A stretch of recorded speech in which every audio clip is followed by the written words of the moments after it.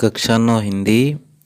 Video शुरू करने से पहले सभी बच्चों से कहना चाहूँगा कि वो चैनल को सब्सक्राइब कर लें और बेल आइकन को दबा दें, जिससे आने वाले सभी वीडियोज़ उनके पास मिलते रहें।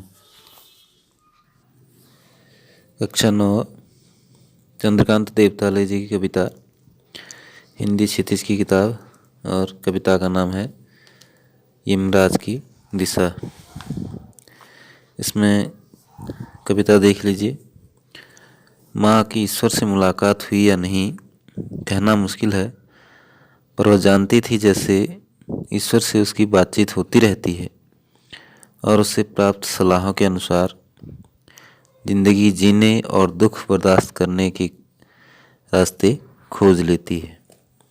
इस पद्यांश में चंद्रकांत देवताले जी द्वारा रचित कविता यमराज की दिशा में, तो कविता के इस अंश में कवि ने परंपरा और आधुनिकता के बीच जो असामंजस्य और अवरोध की स्थिति है, उस मूल्यहीनता जो है उसकी तरफ इशारा किया है।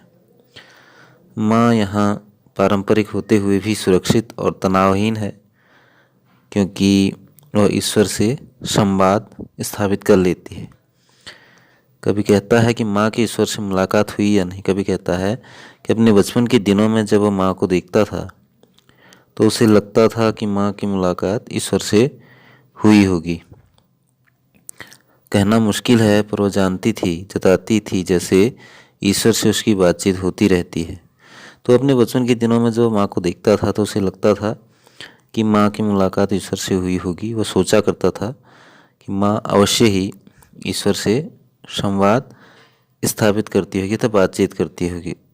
उससे जो सलाह माँ को मिलती है उसके अनुसार माँ ने अपनी ज़िंदगी को जीने के तरीके और उसमें आने वाली कठिनाइयों को सहने के तरीके विकसित कर लिए हैं। ज़िंदगी जीने और दुख बर्दाश्त करने के रास्ते खोज लेती है, कह रहा है। तो कहने का मतलब यह है कि ईश्वर के रूप में कवि की माँ ने अपने जीवन की विपरीत परिस्थितियों से संघर्ष की स्थिति में एक सुरक्षा का विश्वास प्राप्त कर लिया।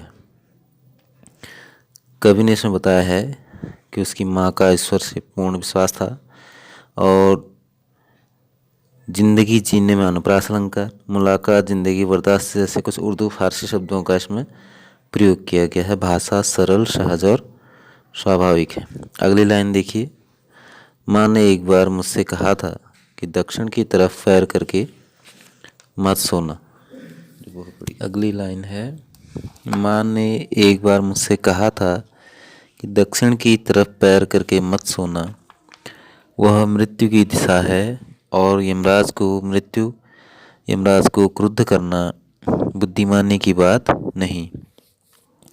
इन पंक्तियों में कवि स्मृति के माध्यम से वर्षों पहले कही माँ की उस बात को याद करता है जब माँ ने उसे यमराज की दिशा का बोध कराया था और कहा था कि यमराज को क्रुद्ध करना अर्थात मृत्यु के देवता को क्रोधित करना अच्छी बात नहीं है।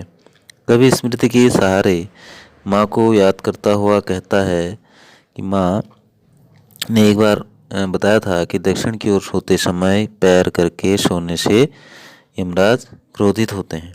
तो दक्षिण दिशा मृत्यु की दिशा है और यमराज मृत्यु के देवता हैं, अर्थात मृत्यु की भयावता इतनी विकट है कि कवि की माँ उसके संबंध में होने वाले छोटे छोटे अपशगुनों से भी डरती थी।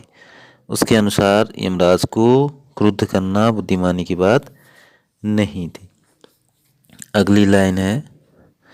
तब मैं छोटा था और मैंने यमराज के घर का पता पूछा था। उसने बताया था कि तुम जहाँ भी हो वहाँ से हमेशा दक्षिण दिशा।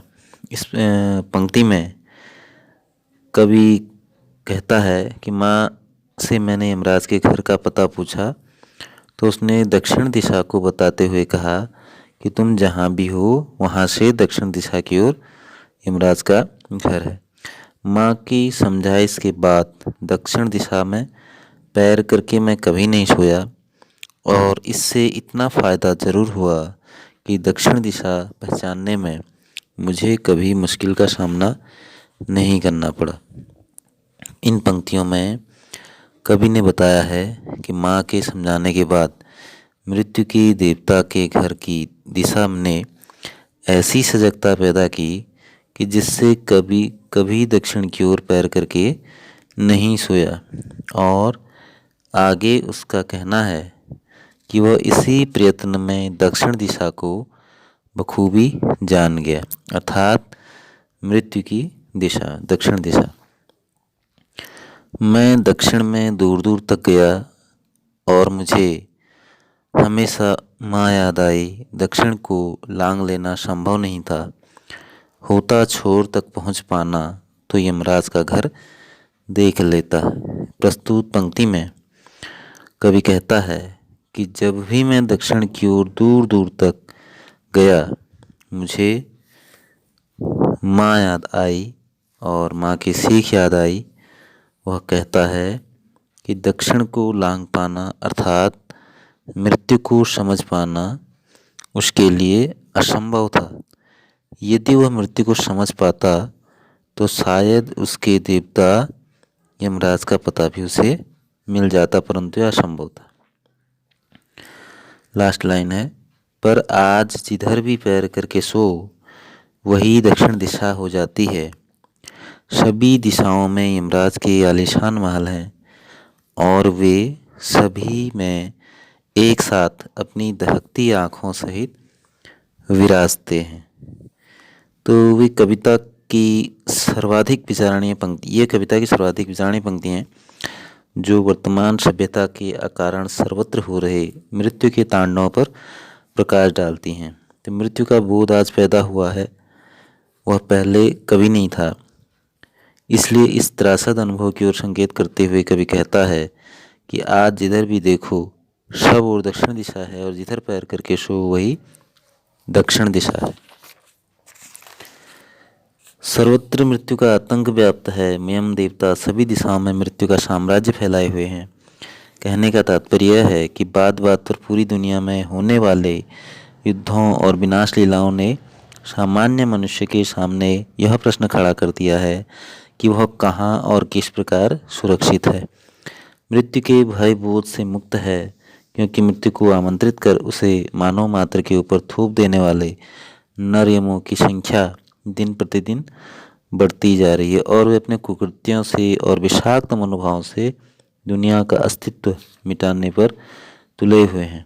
आज मनुष्य के प्राण लेने अपनी रक्तिम प्यास बुझाने में लगा हुआ है और इसी का इशारा करते हुए अंतिम पंक्तियों में कवि कहता है कि वे सभी में एक साथ अपनी दहकती हुई आँखों से विराजते हैं।